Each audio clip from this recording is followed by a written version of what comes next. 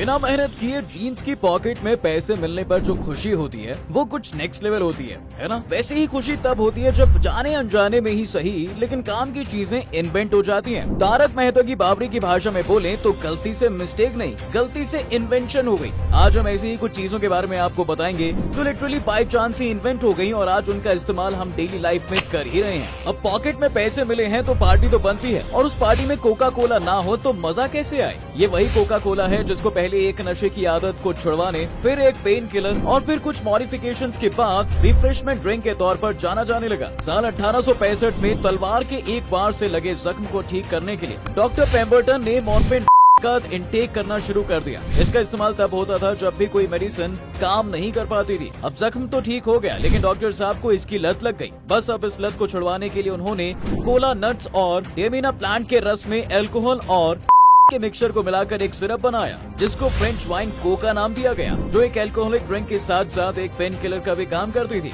उस time in नशीली चीजों को इतना बुरा नहीं माना जाता था जिस वजह से कोई भी इन्हें खरीद कर इस्तेमाल कर सकता था। लेकिन करीब 2 साल बाद एंटी अल्कोहलिज्म कैंपेन स्टार्ट हुआ जिसके चलते इन नशीली चीजों के रूल्स पास हुए और लोकल फार्मेसी स्टोर ने डॉक्टर को कहा कि अब इसमें से और अल्कोहल को निकालना ही पड़ेगा, तो इसका कुछ ऑल्टरनेटिव बनाइए। डॉक्टर साहब ने कोकोनट्स और कोला के पेटॉन के साथ कई एक्सपेरिमेंट्स किए लेकिन एक बार उन्होंने सिरप में कार्बोनेटेड वाटर मिक्स कर दिया और ये ड्रिंक फार्मेसी स्टोर वालों को इतना पसंद आया कि उन्होंने इसे सरदर्द का सिरप नहीं बल्कि रिफ्रेशमेंट ड्रिंक के तौर पर बेचने का आइडिया दिया।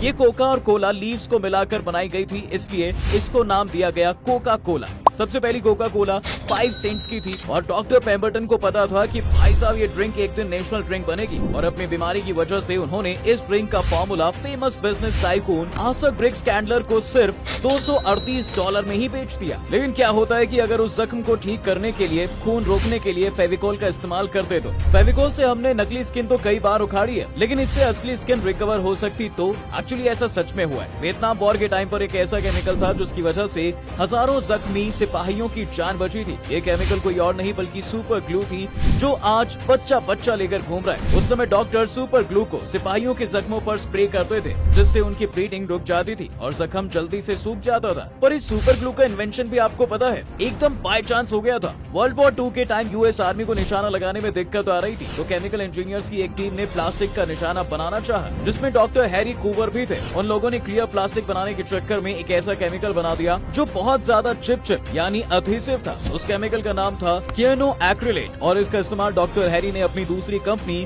कोरियाक में भी करना चाहा लेकिन अगेन ज्यादा अधेसिव होने की वजह से इसको रिजेक्ट कर दिया गया था। लेकिन तभी कंपनी में किसी का रिफ्रैक्टोमीटर टूट गया और डॉक्टर हैरी को आइडिया आया। उन्होंने कियानो एक्रिलेट का इस्तेमाल करके उसको जोड़ दिया और तभी कोरियाक ने कुछ सालों बाद इसे ईस्टमैन 910 के नाम से इंट्रोड्यूस किया जिसे बाद में सुपर ग्लू कर दिया गया। सुपर ग्लू को बाद में फॉरेंसिक इन्वेस्टिगेशन में फिंगरप्रिंट्स रिकॉर्ड करने के लिए भी इस्तेमाल किया जाने लगा। इसके अलावा सुपर ग्लू को फर्स्ट एड के तौर पर ब्लीडिंग रोकने और जख्म हील करने के लिए भी यूज किया जाता था। अब आते हैं उस इन्वेंशन पर जो सबसे बड़ी कामयाबी मानी जाती है, क्योंकि जब से इंसानों ने आग जलाना सीखा है वो तब से ही इस प्रोसेस को आसान करने की फिराक में रहता है। पहले जब माचिस नहीं हुआ करती थी तब आग जलाने में काफी बड़ा टास्क हुआ करता था, कभी पत्थर को रगड़ कर, कभी लकड़ियों की मदद से तो कभी कुछ। फिर साल 1827 में एक British pharmacist John walker chemicals के साथ कुछ एक्सपेरिमेंट कर रहे थे और जिस स्टिक से कर रहे थे वो स्टिक उन्होंने बॉन फायर के पास रख दी और उस लकड़ी पर जो केमिकल लगा था उसने फटाफट से आग पकड़ ली और तभी जॉन को मैच स्टिक्स बनाने का आइडिया आता है। ये केमिकल पोटेशियम क्लोरेट और एंटीमोनी सल्फाइड का मिक्सचर था और उन्होंने उससे मैच स्टिक्स बनाना शुरू कर दिया। ये आइडिया इतना फेमस और एफिशिएंट था कि आज हर घर में